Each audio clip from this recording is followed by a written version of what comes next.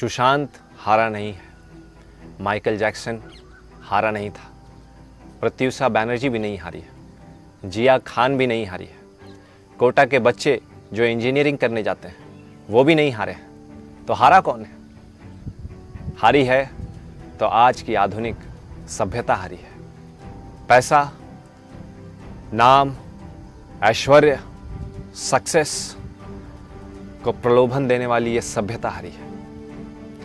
ये सभ्यता एक समस्याओं के ढेर में लाकर एक मनुष्य को छोड़ देती है और वो समस्या से निकलना चाहता है और बड़ी बड़ी समस्याओं को जन्म देता है। सुसाइड, इंटॉक्सिकेशन, ये भी कुछ वैसे ही विकल्प है। आपने शुतुरमुर्ग की कहानी तो सुनी होगी।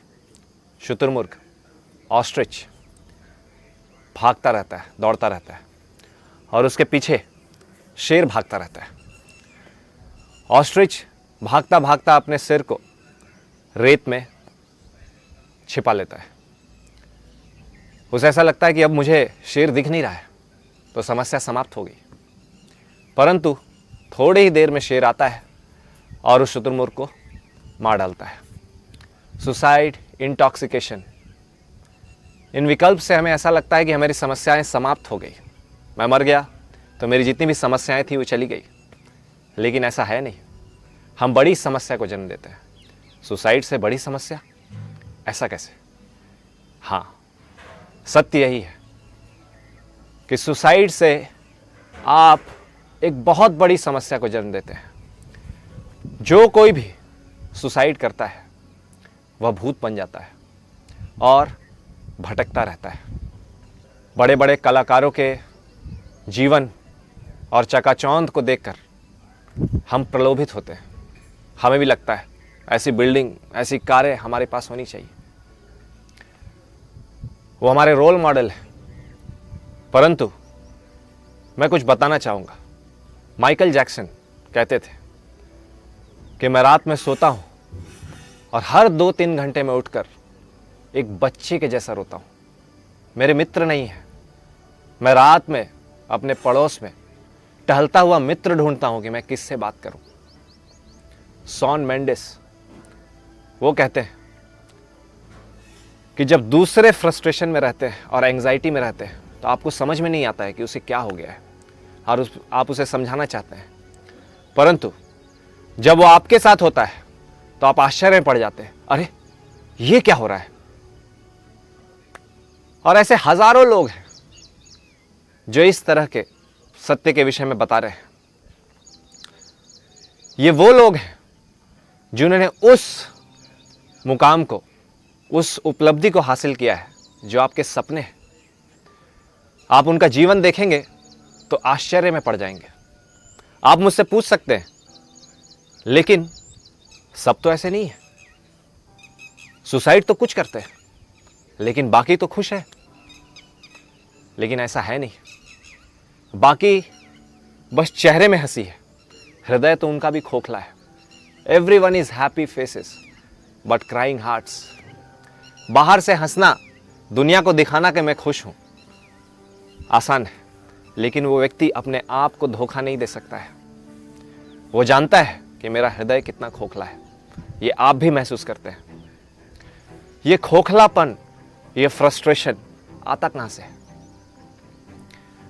आज लोगों ने मिलकर एक ऐसी सभ्यता का निर्माण किया है जो नाम, शोहरत, पैसा, इन सब चीजों पर आधारित है। इसको एडवर्टाइज किया जाता है। तुम अगर ऐसा कर लोगे तो तुम खुश हो जाओगे। परंतु ऐसा होता नहीं है। आप जब पेप्सी पीते हैं तो पेप्सी पीते पीते आपके चेहरे पे वो हंसी नहीं आती है जो सलमान खान के चेहरे पे होती है। वो पर्दे के अंदर होता है और आपके आंखों में पर्दा लगा होता है कि सत्य आपको दिखता ही नहीं है। एक स्टूडेंट जब पढ़ाई करता है, ये बहुत महत्वपूर्ण पॉइंट है, जरा ध्यान से सुने आप। एक स्टूडेंट जब पढ़ाई करता है तो वो स्टूडेंट पढ़ते समय उसे आनंद नहीं आता है। वो जो पढ़ाई कर रहा है प्रैक्टिकली वो अपने जीवन में कभी रिलेट भी नहीं कर पाता है। लेकिन वो पढ़ता है, क्यों? क्योंकि उसे आशा है कि आगे जाके मुझे नौकरी लगेगी और उस नौकरी से मुझे संतुष्टि मिलेगी। और वो आशा आशा के रूप में चलते रहती है। जब एक व्यक्ति नौकरी करने जाता है, सपोज सॉफ्टवेयर इंजीनियर है, तो डेली अपने बाइक में, कार में बैठकर अपनी कंपनी में कार्य करने के लिए जाता है। शुरू में बहुत अच्छा लगता है जब नौकरी नहीं होती है तो, लेकिन करते करते वो डेली बाइक में बैठना, डेली ऑफिस में बैठना, डेली वहाँ जाके कंप्यूटर पे टाइपिंग करना, फिर नीचे आना, अपने टिफ़िन को खोल के खाना, और सबसे जो कंपटीशन है, जो सारे लोग लगे हुए हैं आपको नीचे खींचने के लिए और खुद ऊपर बढ़ने के लिए, क्योंकि सक्सेस सबको चाहिए, सिर्फ आपको सक्सेस नहीं चाहिए। और उस होड़ में आप एक अपनी जगह बनाने के लिए जो मेहनत करते हैं, उस मेहनत को लेकर आप बहुत परेशान रहते हैं और वो एक फ्रस्ट्रेशन बिल्डअप होता है और वो मेंटल एंजाइटी आपके साथ चलती रहती है, चलती रहती है, चलती रहती है। ये उन्हें अच्छा नहीं लगता, परंतु वो इसे करते हैं। क्यों? क्योंकि हमारा परिवार कैसे चलेगा। सुख प्राप्त करने के लिए वो ऐसे कार्यों को कर रहे हैं जिस कार्य को करने में, ये ध्यान से सुने आप, जिस कार्य को करने में उन्हें प्रसन्नता नहीं मिलती है। हाँ, परिणाम जब होता है तो थोड़ा सा सुख मिलता है, परंतु वो कार्य अपने आप में, जैसे बाइक पे बैठ के जाना, कंप्यूटर पर टाइपिंग करना, इससे उन्हें सुख मिलता नहीं है। वो सर पे दिन भर हाथ रख के बैठे हुए रहते हैं। जिस सभ्यता का हमने निर्माण किया है, जो पैसा, ऐश्वर्य, अपना नाम कमाने पर आधारित है, ये मनुष्यों के लिए प्राकृतिक सभ्यता नहीं है। तो वो स्वाभाविक स्थिति, प्राकृतिक स्थिति है क्या?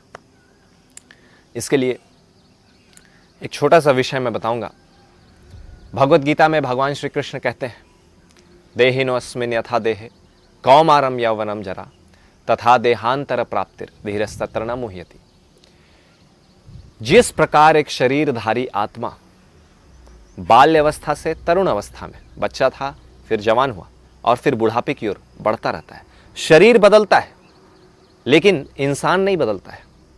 उसी प्रकार जिस प्रकार ये शरीर बदल रहा है, मृत्यु के बाद शरीर बदल जाता है। एक आत्मा दूसरे शरीर में चली जाती है। जो अगला शरीर है वो कैसा होगा? वो हमारे कर्म और इच्छाओं के अनुसार होगा। जैसे आपके पास 1000 रुपये हैं और आप एक दुकान में जाकर के एक जीन्स आपको अच्छा लगा, तो आप उस जीन्स को खरीदना चाहेंगे, लेकिन आपके पास पैसा तो 1000 रुपये है, लेकिन जीन्स 2500 की है, इच्छा 2500 वाली है, कर्म 1000 रुपये के। तो आप एक ऐसा जीन्स खरीदेंगे जो बेस्ट हो और आप 1000 रुपये से उसे खरीद सकते हैं। ठीक उसी प्रकार हमारे पुण्य और पाप जो हम करते हैं और उसके अनुसार और हमारी इच्छाएं, इसका मिश्रण से आपको एक शरीर मिलता है।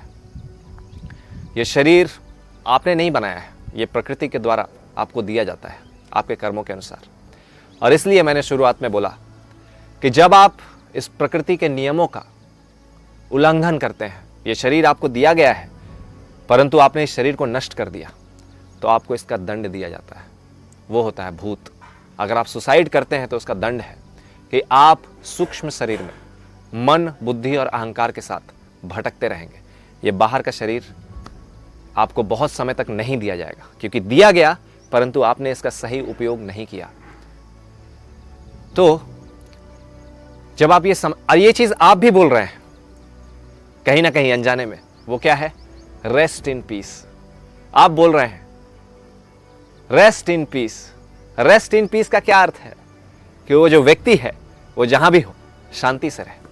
मतलब वो व्यक्ति मरा नहीं है, व्यक्ति अभी भी है, जहां भी हो शांति से रहे। आप इसकी प्रार्थना कर रहे हैं, तो ये आप भी समझ रहे हैं और ये प्राकृतिक है समझना कि एक व्यक्ति की कभी मृत्यु नहीं होती, वो बस शरीर बदलता है। तो अगर आप ये समझते हैं कि मैं आत्मा हूं, तो आप सबसे पहले यह करेंगे कि आईने में अपने शक्ल को देखना बंद करके, अपने अंदर के आईने में झांक करके आप अपने आप से ये प्रश्न पूछिए कि मैं हूं कौन? जन्म से पहले मैं कहां था? मृत्यु के बाद हमारे साथ होता क्या है? एक बच्चा गरीब के घर में जन्म क्यों लेता है? दूसरा बच्चा अंबानी के घर में जन्म क्यों लेता है? कौन इसे निर्धारित कर रहा है? और सबसे महत्वपूर्ण प्रश्न यह है कि हमारे जीवन का लक्ष्य क्या है। और अगर कोई भी इस प्रश्नों को नहीं पूछता है, इन प्रश्नों को, तो वो क्या करता है? तो उसके लिए जीवन ऐसा है जैसे मृत्यु पर जीवन समाप्त। तो जीवन बहुत छोटा है, जिंदगी दोबारा मिलेगी नहीं, जी लो जी भर के जिंदगी। इस फिलॉसफी के साथ वो जीवन जीते हैं, खाओ पियो ऐश करो। लेकिन उससे होता क्या है? ये ही संस्पर्श जाब होगा दुःखयोनय एवते।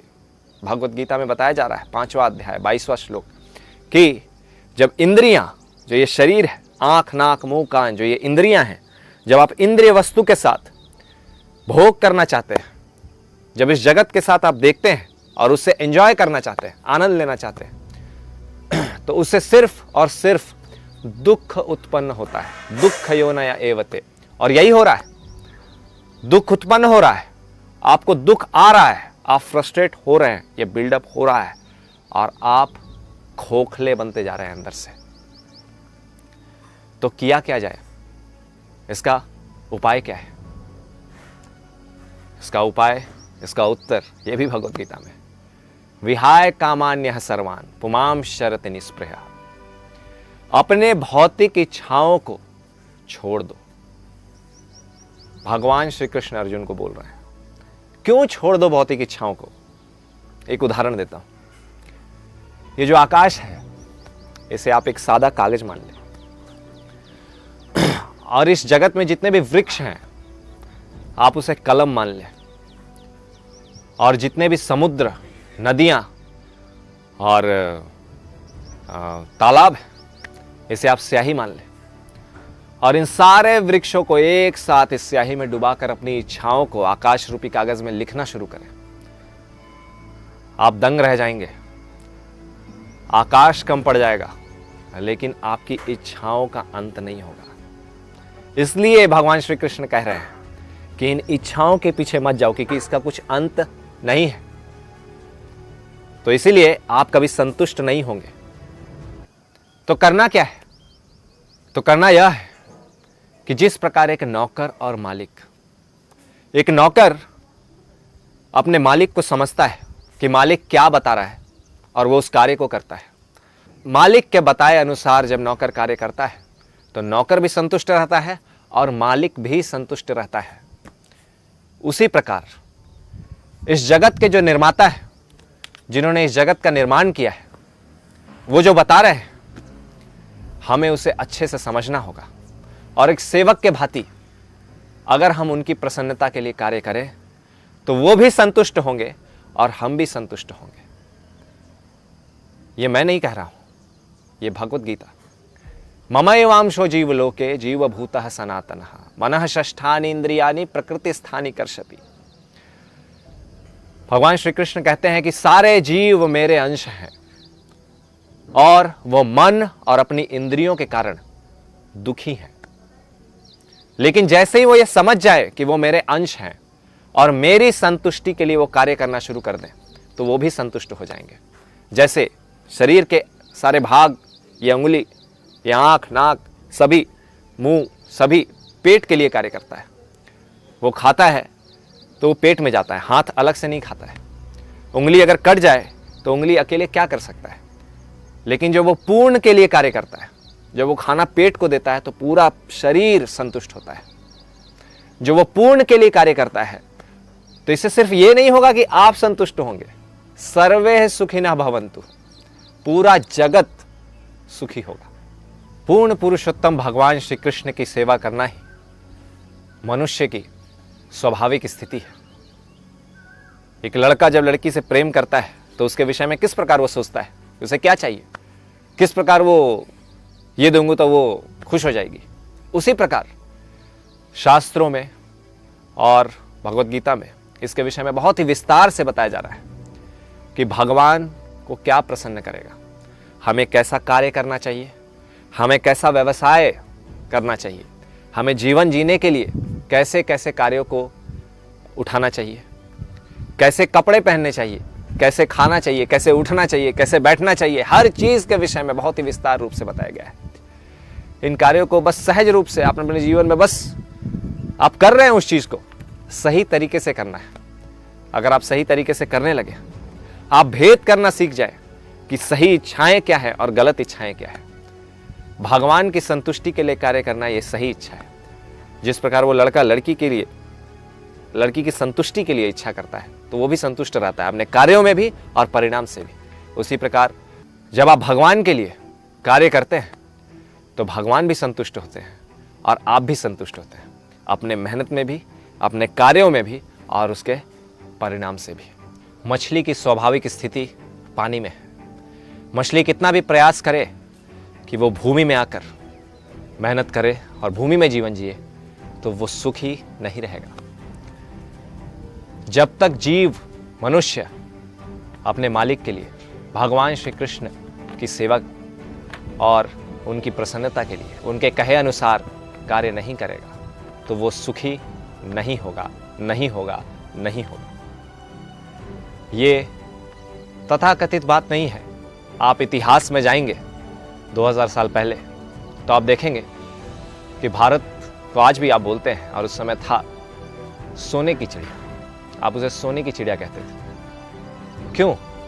क्योंकि ये बहुत ही समृद्ध भूमि थी और लोग बहुत ही प्रसन्न थे।